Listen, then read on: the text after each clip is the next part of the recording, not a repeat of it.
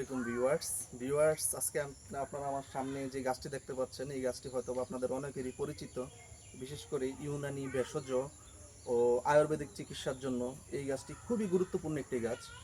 এই গাছটির বাংলা নাম হচ্ছে উলট কম্বল, এর ইংরেজি নাম ডেভিলস কটন, এর বৈজ্ঞানিক নাম অ্যাব্রোমা আগাস্টা। এই গাছটির ইংরেজি নাম কেন ডেভিল কটন হয়েছে আর বৈজ্ঞানিক নামই বা কেন আব্রমা অ্যাগাস্টা হয়েছে তা আমি আপনাদের ভিডিওতে অবশ্যই বলবো। এই গাছটির আরেকটি পরিচয় আছে, এই গাছটিকে বলা হয় প্রাকৃতিক গাইনি ডাক্তার। এই গাছটিকে প্রাকৃতিক গাইনি ডাক্তার কেন বলা হয় সেটা আমি আমার ভিডিওর পরবর্তী অংশে অবশ্যই আপনাদেরকে জানাবো।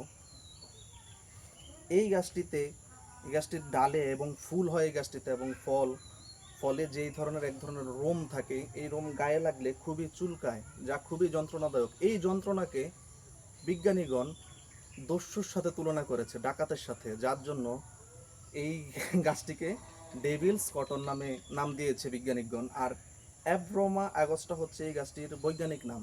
অ্যাব্রোমা শব্দটি হচ্ছে গ্রিক শব্দ, যার অর্থ অ্যাব্রোমা ওই সকল গাছকেই বলা হয় যেই গাছগুলো সরাসরি খাওয়া যায় না।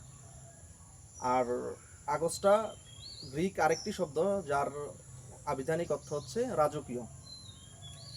এই গাছটিতে নানাবিধ ঔষধি গুণাগুণও রয়েছে। তবে আরেকটি ব্যাপার হচ্ছে, এই ওলট কম্বল গাছটি কিন্তু আমাদের এশিয়া মহাদেশের স্থানীয় একটি উদ্ভিদ। বিশেষ করে বাংলাদেশ, ভারত, মিয়ানমার সহ এই দক্ষিণ এশিয়ার যে দেশগুলো আছে আমরা আমাদের পাশাপাশি, ওই দেশগুলিতে এই গাছটি খুব ভালো জন্মায়। এটাই এই গাছটার আদিনিবাস হিসেবে বিবেচিত। এই গাছটি যে স্ত্রী রোগ প্রজননের চিকিৎসার জন্য ব্যবহার হয় তা সর্বপ্রথম ধারণা দেন 1872 সালে ভুবন মহার সরকার নামে একজন ব্যক্তি, যিনি ইন্ডিয়ান গ্যাজেটে এটি প্রকাশ করেন। তারপর ওনার পরে অন্যান্য বিজ্ঞানীরা যেমন ডক্টর ওয়াট সহ আর অনেকেই এটি সম্মতি দেন বা স্বীকৃতি দেন।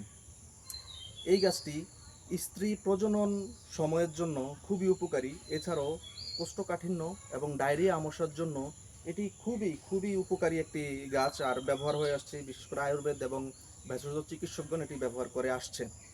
বিশেষ করে এটির ছাল এবং বাকলের যেই রস আছে সেটা দিয়ে আপনার কোষ্ঠকাঠিন্যের জন্য খুবই উপকার পাওয়া যায়।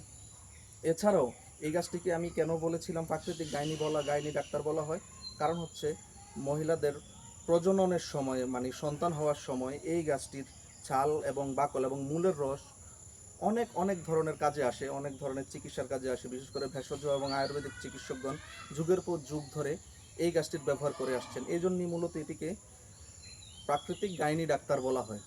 আপনারা আমার সাথে ছিলেন। আপনাদের এরিয়াতে এই গাছটিকে কী নামে পরিচিত এটা অবশ্যই আমাদের কমেন্টে জানাবেন। এমন আরও তথ্যপূর্ণ ভিডিও পেতে আমাদের সাথেই থাকুন। ধন্যবাদ।